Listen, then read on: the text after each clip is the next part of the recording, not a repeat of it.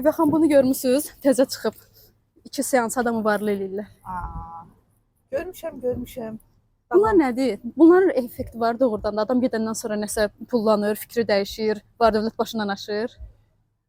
Sosial şəbəkələrdə mən də rast gəlirəm belə güzəran psixologiyasına. Bu psixologiyanın el arasındakı adıdır. Yəni insanların daha başa düşəcəyi məişət dilində ehtiyaclara yönəlməkdir. Amma bunun elmi bir tərəfi var. Elmi cəhətdən, yəni yanaşdıqda insanın zehnində müxtəlif bariyerləri var və insanın zehnindəki o müxtəlif bariyerlər aradan qalxdıqdan sonra insan hər hansı bir şəkildə uğura çatır və həmin çatdığı uğur ona o pulu, istədiyi məbləği gətirir. Burada məqsəd pul olmur. Həqiqətən də pul bloku deyilən bir şey var. Bu onun adıdır, ümumi adıdır və bir çox psixoloqların sosial şəbəkədə qoyduqları addır ki, indi yəni o qədər də əmin deyiləm ki, bu müştəri yönümlü bir paylaşımdır ya da məqsədləri nədir ya da mümkün qədər məsələni daha adiləşdirirlər, sadələşdirirlər. Amma ümumilikdə insan beynində müxtəlif bariyerlər var. Məsələn, hansı bariyerlər? Belə deyək, bizim uşaq vaxtı böyüdüyümüz mühit bizim üçün qənaətlər yaradır.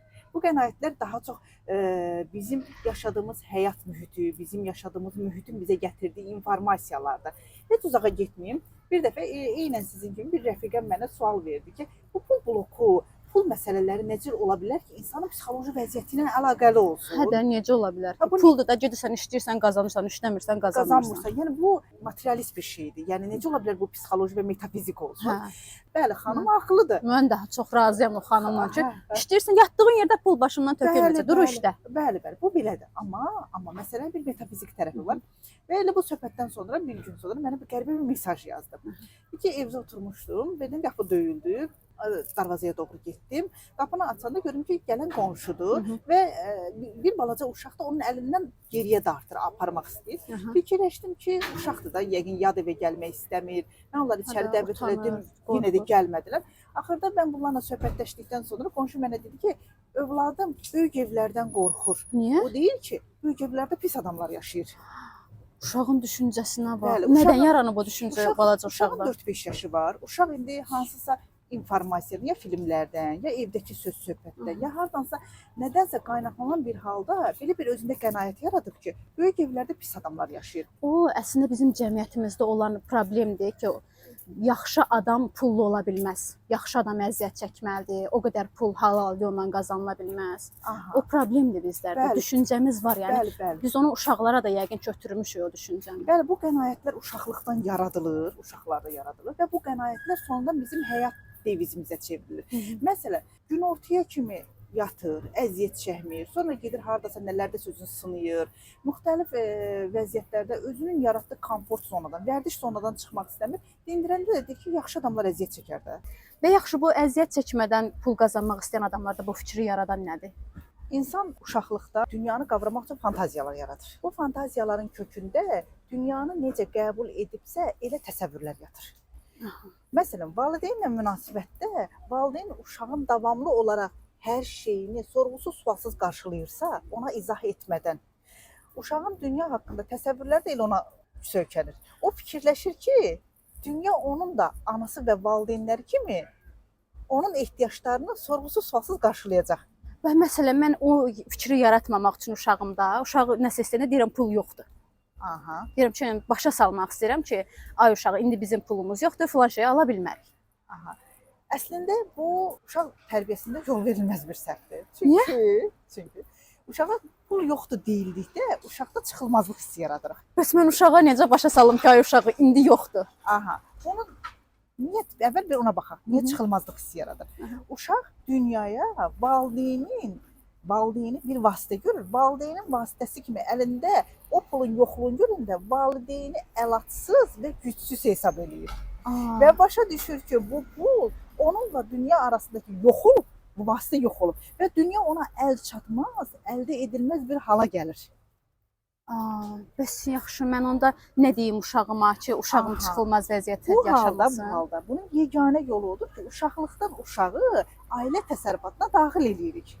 Onda müəyyən qədər pul veririk saxlamağa, Məsələn, bu müxtəlif qablar ola bilər, ya kumbaralar ola bilər ki, uşaq o pulla oraya toplasın. Sonra həmin pulla uşaq üçün bazara apara bilərik. Uşağın iqtisadi bilgilərini artıra bilərik və uşağa inandırarıq ki, məsələ sənin 10 qəpiyin ya 5 qəpiyin olmaması deyil. Hətta o pulun üstünə düzəldə bilərik, ona yardım gələ bilər. Bu yardım onun Allahla münasibətlərini tənzimləyər.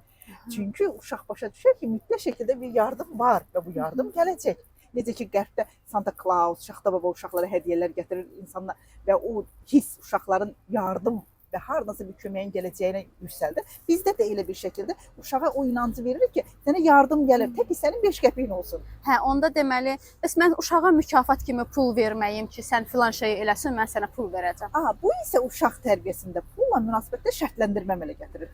Uşağa şərtləndirmə qoymaq olmaz. Uşağa mükafatla cəzanın arasındakı məsələni tənzimləmək lazımdır. Uşağa məsələn sən 5 alsan mən sənə pul verəcəm dedikdə uşaq bütün dünyaya nə isə verəcəyinin müqabilində nə isə alacağını zənninə qapılacaq, qənaətinə qapılacaq. Onda o sabah özünü sevgi uğrunda da, ya nəyinsə uğrunda xərcləməyə çalışacaq. Heç unutmaram, bu yaxınlarda klassik mətndən çox gözəl bir abzas oxudum. Orada bir təlxək olur.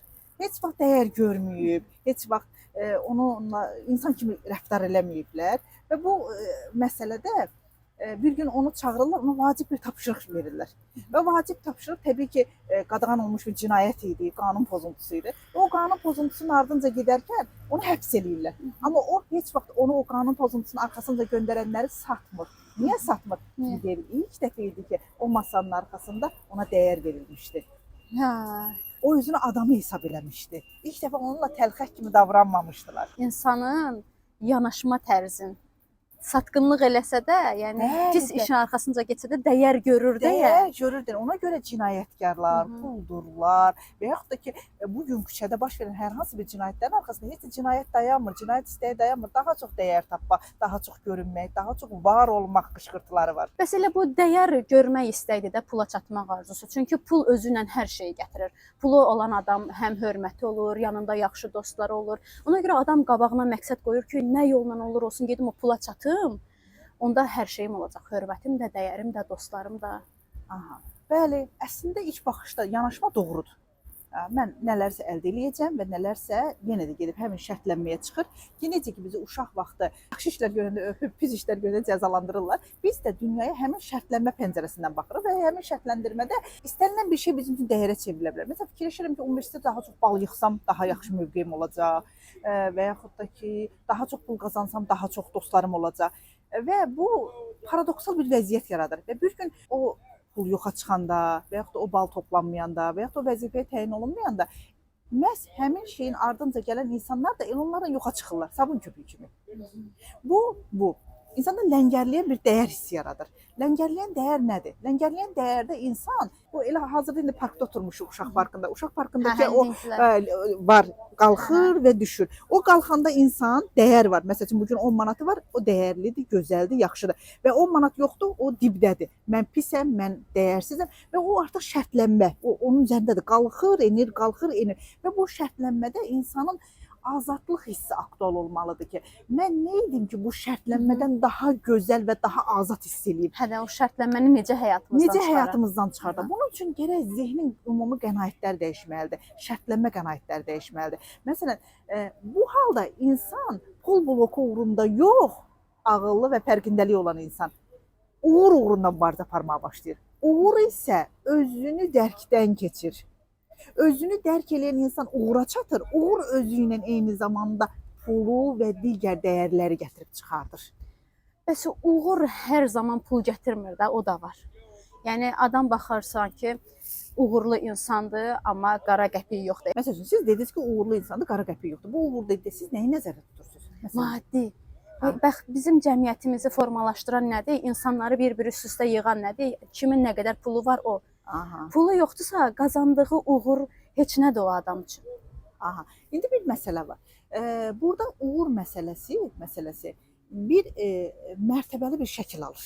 Məsələn, bir insan əgər uğura çatıbsa, ki, uğura çatmaq hər hansı bir insan üçün müxtəlif məna verə bilər. Məsələn, siyasətdə belə bir məsələ var. Deyir ki, bütün insanlara səadət vəd edir. Hər kəs səadəti öz qənaətincə başa düşəcək. Bəli, bu halda sizin üçün onun uğur qazanması onun üçün uğurdur, sizin üçün isə puldan keçir. Aha. Bu halda mən yenə də öz pəncərəmə qayıdıram. Hərə öz bax Öz çərçivəsindən baxır və görür. Və Hı. bu halda mən əgər pul haqqında daha çox düşünürəmsə, deməli ümumiyyətlə belə bir qayda var. Bir cəmiyyətdə pul haqqında nə qədər çox düşünən insan varsa, o qədər o cəmiyyətdə dəyərsizlik var. Hə, Çünki satın almaq istəyirlər. hə, razıyam. Satın almaq istəyirlər. Hı. Pal-paltar satın alıb dəyərə minmək istəyirlər, maşın alıb dəyərə minmək istəyirlər, ailədə daha çox pul qazanıb dəyərə minmək istəyirlər və burada bu dəyərə minmək mütləq şəkildə sən nəyəsə malik olacaqsan, sən nəyəsə bir şey edəcəksən, mən sənə qiymət verəcəm üzərində köklənib. Hə, bəs bizim elə uşaqlıqdan xəmirimiz onun üzərində yoğrulub da. Gedib nəyəsə çatmalısan ki, sən dəyərli olasan. O bir söz var deyir ki, ana da uğurlu, daha varlı övladını daha çox sevir. Aha, bu halda insan cəmiyyətdə yarış atına çevrilir. Bu yarış atına çevrilmə insanın davamlı olaraq daha yaxşısına və daha yaxşısına can atmağı ilə nəticələnir ki, bu yarış heç bitməyəcək. Və bu yarışda insan heç qətiyyən və qətiyyən birazca nəfəs alıb dünyaya insanlığın gözündən baxa bilmir, nəfəs ala bilmir. Onun nəfəs almağı belə pula dayanır. Çünki o nəfəsi alıb maşına minib harasa istirahətə gedəcək, o belə pullandı.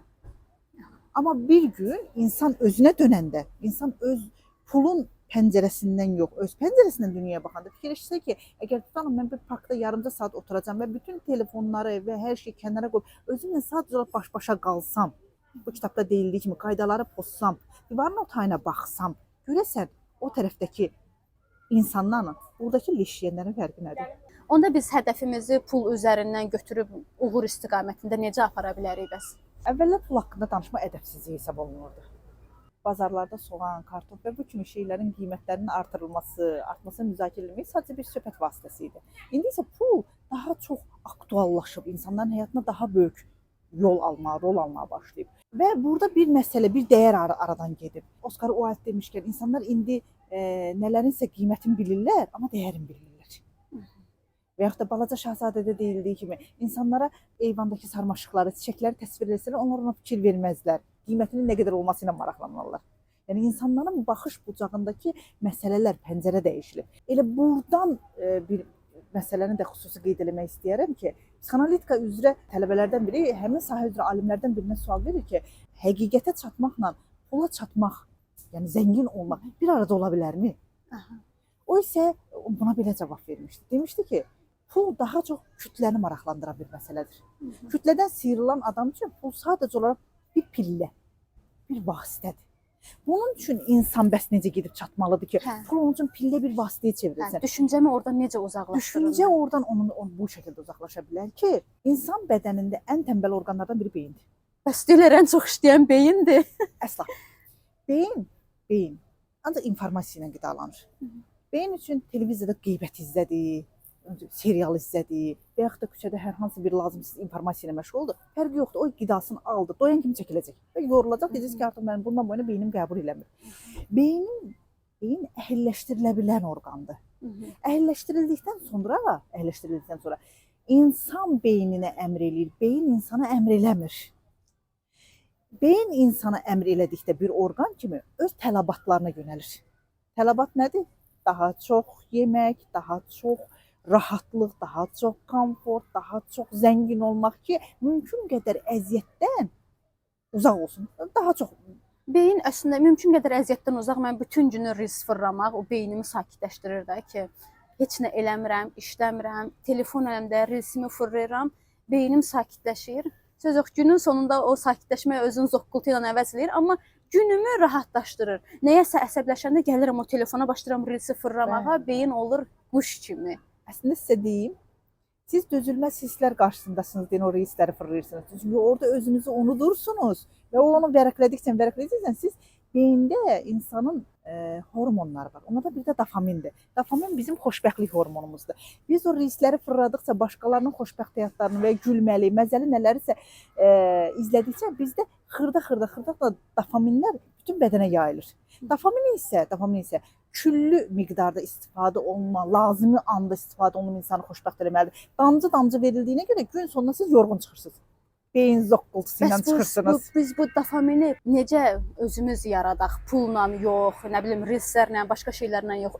Özümüzü necə xoşbəxt eləyək? İnsan nə qədər özü-özünə tək qalmağı bacarır, özünü dünyada ən maraqlı adamlardan hesab eləyənə qədər insan başqalarının risklərinə, başqalarının həyatına və başqalarına yönələcək. O başqalarını o yoxdur, əriyir. Necə ki uşaqlıqda davamlı olaraq özündən böyüklər hər şeyi həll eləyirdi və o başqalarına köklənərək davamlı olaraq həlli başqalarından gözləyəcək. Özü qalxıb gedib nələrsə həll etməyəcək. Mən bunu bəzən belə ifadə edirəm. Qoğalın nağılını bilirsiniz? Aha, Qoğal orada hey qaçır. qaçır hə, dayanmadan. Və bu indiki cəmiyyətin insanları qoğallardır. Qaçırıq. Qaçırıq. Onda ümid eləyək ki, bizə canavar xap eləməyəcək. Özümüz öz uğurumuza gedib çatacaq. Bəli. Çox sağ olun. Sağ ol.